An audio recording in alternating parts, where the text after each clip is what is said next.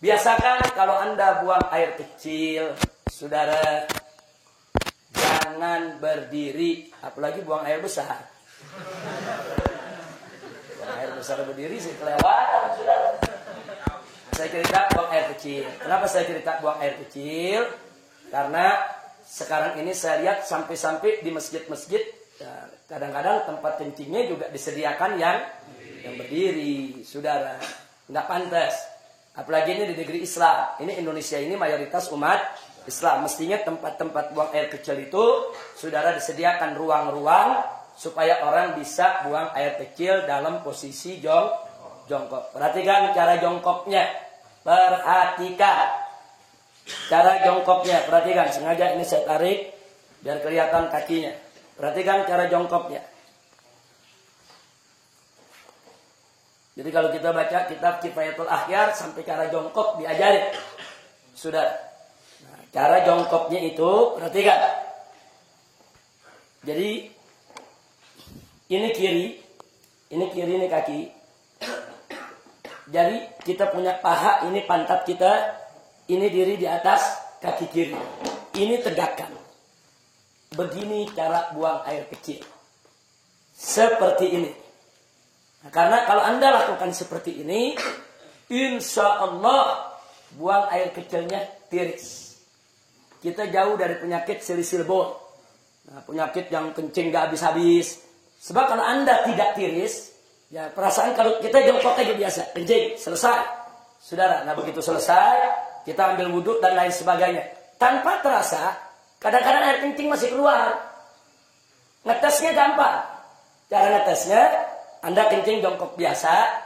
Nah, setelah jongkok biasa selesai, Anda cebok, istinja, Anda keringkan, Anda taruh kapas. Tes saja atau taruh tisu. Nah, taruh tisu, Anda pakai celana dalam, taruh tisu, tutup aja dengan tisu. Habis itu Anda wudhu, apa segala macam, Anda mau sholat. Buka lagi, lihat tisunya. Ada tetesan air keluar lagi. Itu kalau kita mau ngetes, bener gak ini keluar lagi? Jadi kalau orang yang buang air kecilnya tidak tiris, akan keluar lagi. Nah, maka itu supaya tidak keluar lagi, perhatikan, ini seperti ini akan tiris. Seperti ini.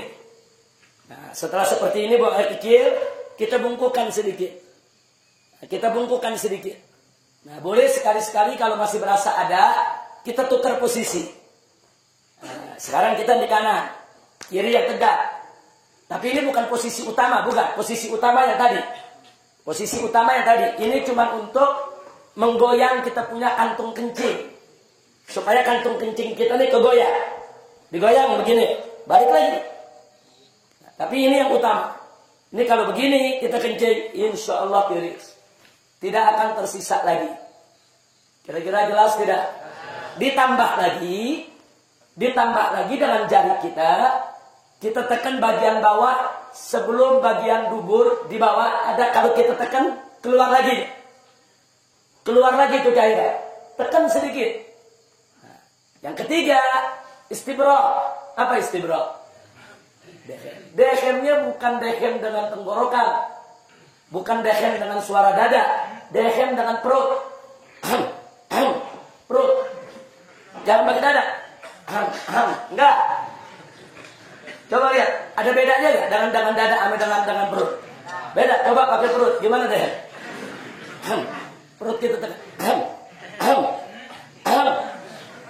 3-4 kali. Nah, itu klepnya terbuka. Kita dehem, klepnya terbuka, dia akan tiris air kencingnya. Kira-kira jelas? Habis itu baru kita istinja. Jadi Islam ini indah. Sampai cara kencing diajarin. Sampai cara kencing diajarin dalam Islam, ya kawan. Dan ternyata para dokter mengakui.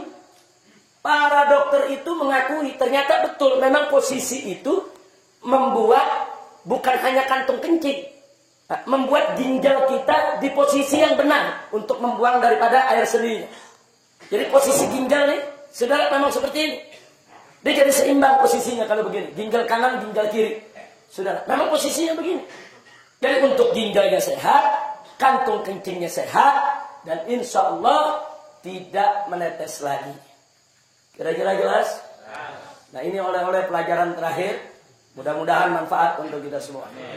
Amin ya Rabbal Alamin. Tolong diamalkan, dijalankan supaya sholat kita bisa lebih tertib lagi. Tapi ingat, saya ini membahasnya cuma sangat singkat sekali. Nah, belajar lagi sama guru-guru kita.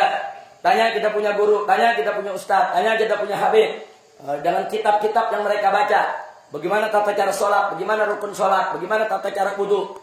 Apa itu hal-hal yang najis, apa itu hal yang membatalkan daripada wudu kita. Pelajari. Sebab kalau Anda tidak tahu bagaimana cara bersuci, bagaimana sholatnya bisa benar. Itu pintu. Sholat tidak sah kalau bersucinya nggak beres. Pelajari dulu bagaimana cara bersuci, bagaimana cara sholat. Jangan sampai kita tidak tahu.